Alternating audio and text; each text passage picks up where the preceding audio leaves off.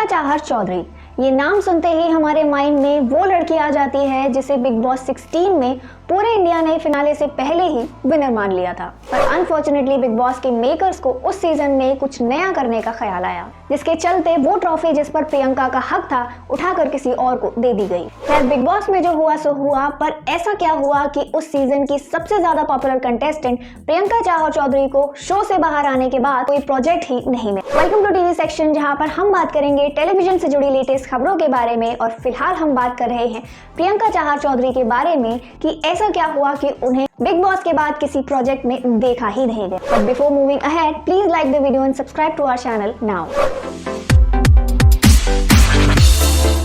प्रियंका चाहर चौधरी के करियर की बात करें तो उनका सारा काम एक तरफ और बिग बॉस की जर्नी एक तरफ। बिग बॉस से पहले उन्होंने जितना भी काम किया उससे प्रियंका को वो फेम नहीं मिली जो एक बिग बॉस का सीजन करने से मिल गई। हालांकि प्रियंका ने बिग बॉस से पहले भी काफी पॉपुलर शोज किए हैं, पर जब वो बिग बॉस में आई तो उनकी पॉपुलैरिटी आसमान छू गई।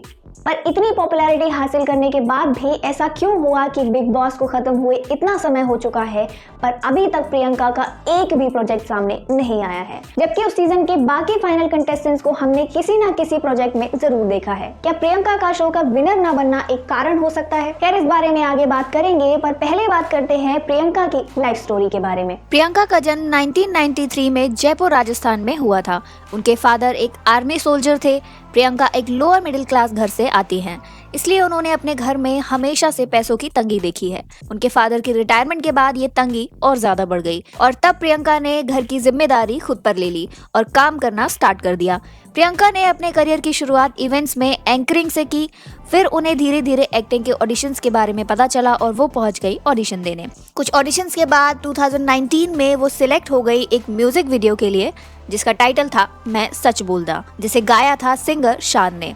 उसके बाद प्रियंका ने डेली सोप्स के लिए भी ऑडिशंस देने शुरू किए और 2019 में ही उन्हें मिला उनका पहला सीरियल गठबंधन। इसके बाद 2020 में उन्हें मिला सीरियल ये है चाहते और फिर 2021 में वो नजर आई सीरियल उडारिया में। इस सीरियल से प्रियंका को काफी फेम मिली और इस सीरियल के दौरान ही वो मिली थी अंकित गुप्ता से, जो उनके बहुत ही ज्यादा क्लोज फ्रेंड हैं। बिग बॉस के बाद हम सब ये जानते हैं कि वो दोनों एक दूसरे से प्यार भी करते थे, पर अंकित के एक फैसले ने उन्हें रिलेशनशिप में आने से रोक दिया। दरअसल अंकित गुप्ता कभी भी शादी नहीं करना चाहते और प्रियंका हर लड़की की तरह एक ऐसा पार्टनर चाहती है जिसके साथ वो अपना फ्यूचर देख सके। प्रियंकित फैंस बड़ी शिद्दत से सोशल मीडिया पर ये मैनिफेस्ट करते नजर आते हैं कि एक दिन अंकित का ये फैसला बदल जाए और ये दोनों खुलकर सबके सामने अपनी रिलेशनशिप का ऐलान करें। वेल, ये तो जब होगा तब होगा, पर फिलहाल बात करते हैं प्रियंका की बिग बॉस की जर्नी की। 2022 में प्रियंका ने एंट्री ली बिग बॉस 16 में। यहाँ पर भी उन्होंने अंकित गुप्ता के साथ ही एंट्री मारी, जो कि बिग बॉस के 6 मंथ्स पहले से एक दूसरे से बात तक नहीं कर रहे थे। शायद बिग बॉस के मेकर्स को ये अंदाजा हो गया था कि इन दोनों के बीच कुछ ठीक नहीं है और इसीलिए वो दोनों को साथ में शो में लेकर आए, क्योंकि ये साफ जाहिर है कि बिग बॉस को शो में कपल्स को लड़वाना, बेस्ट फ्रेंड्स को बेस्ट एनिमीज बनाना बहुत पसंद है। प्रियंका और अंकित ने अपने रिलेशनशिप को शो में एक्सेप्ट तो नहीं किया, पर बाहर बैठे उनके करोड़ों फैंस ने उन्हें कपल मान लिया। प्रियंका और अंकित के बॉन्ड को शो में बहुत ज्यादा पसंद किया गया। और अब आते हैं कि ऐसा क्या हुआ कि प्रियंका बिग बॉस के बाद किसी प्रोजेक्ट में नजर ही नहीं आई। ये तो सब जानते हैं कि मेकर्स ने उस सीजन में स्टैन को विनर जानबूझकर बनाया, क्योंकि वो ये साबित करना चाहते थे कि वो कलर्स फेसेस की तरफ बायस्ड नहीं है। इसके साथ ही वो स्टैन को जिताकर बिग बॉस के लिए यूट्यूब और सोशल मीडिया की ऑडियंस को अर्न करना चाहते थे, जो उनके OTT सीजन्स के लिए काफी काम आने वाली थी। और जैसा कि हमने देखा, बिग बॉस OTT 2 में भी यूट्यूबर्स ने ही धमाल मचाया। मेकर्स की इन वियर्ड और डर्टी प्लानिंग्स के चलते कोई ना कोई कंटेस्टेंट हमेशा उनके निशाने पर आ जाता है, जिसका करियर पूरी तरह से तबाह हो सकता है।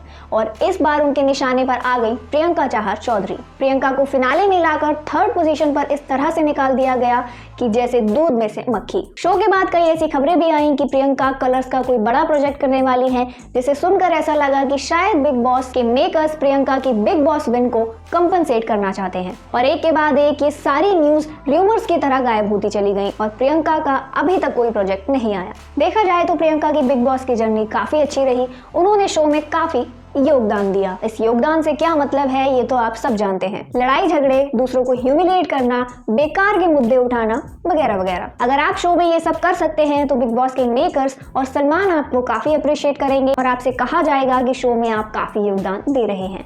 और अगर कोई ये सब नहीं कर सकता तो उन्हें कहा जाता है कि आप शो में कुछ कर ही नहीं रहे। वेल बैक टू प्रियंका ने शो में काफी योगदान दिया। सलमान खान कभी उन्हें अप्रिशिएट करते नजर आए तो कभी उन्हें बुरी तरह बैश करते नजर आए। पर जब बिगिनिंग में प्रियंका को शो में काफी अप्रिशिएट किया गया तब प्रियंका में एरोगेंस नजर आने लगा।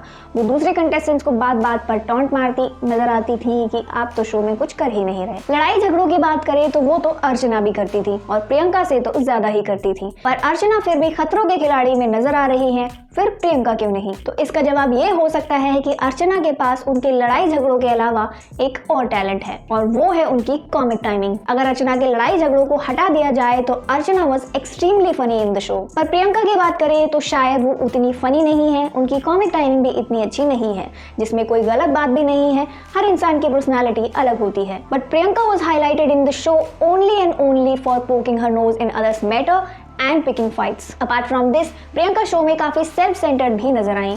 उनके सिर्फ एक ही दोस्त थे, वो थे अंकित, और उनके साथ भी वो काफी वक्त झगड़ा करते ही नजर आती थी। देखा जाए तो सभी दोस्तों में कभी ना कभी झगड़े होते ही हैं, पर उन झगड़ों में हम अपने दोस्तों को पूरी दुनिया के सामने ह्यूमिलिएट नहीं करते। अंकित के साथ झगड़ों के दौरान ऐसा लगता था कि प्रियंका कंटेंट के लिए अंकित को भी ह्यूमिलिएट करने से नहीं कतरा रही। इवन अंकित के बर्थडे वाले दिन भी प्रियंका अपनी नाराजगी छोड़कर उनके लिए खुश नहीं हो पाई और पूरा दिन वो अंकित से झगड़ा करती रही। माना कि कुछ बातें ऐसी होती है जिन्हें छोड़ना आसान नहीं होता, पर हमारे अगर किसी फ्रेंड का कोई स्पेशल डे है तब हम अपनी नाराजगी और आर्ग्यूमेंट्स को साइड में तो रख ही सकते हैं। And I guess best friends तो ऐसा ही करते हैं। पर I think Priyanka is different. वो अपने इमोशंस और अपनी नाराजगी को सबसे ऊपर रखती हैं। शो देखकर तो ऐसा ही नजर आया। बिग बॉस की 90% ऑडियंस ऐसी ही होती है जिन्हें लड़ाई झगड़े देखना अच्छा लगता है। दे फाइंड इट एंटरटेनिंग और शो में वही लोग उनके फेवरेट्स बन जाते हैं जो ज्यादा दिखाई देते हैं, यानी कि जो सबसे ज्यादा झगड़े करते हैं। जब वो सीजन ओवर हो जाता है तब वही ऑडियंस उन कंटेस्टेंट को भूल जाते हैं, क्योंकि अब उन्हें वो लड़ाई झगड़े देखने नहीं मिल रहे। ऐसा पहले भी बिग बॉस के कई विनर्स के साथ हुआ है, जैसे कि शिल्पा शिंदे,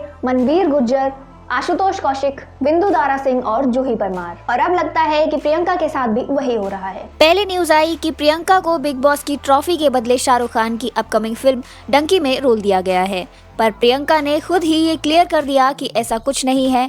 फिर न्यूज आई कि प्रियंका नागिन 7 में नजर आने वाली है, पर इस न्यूज को भी खुद प्रियंका ने ही र्यूमर बताया।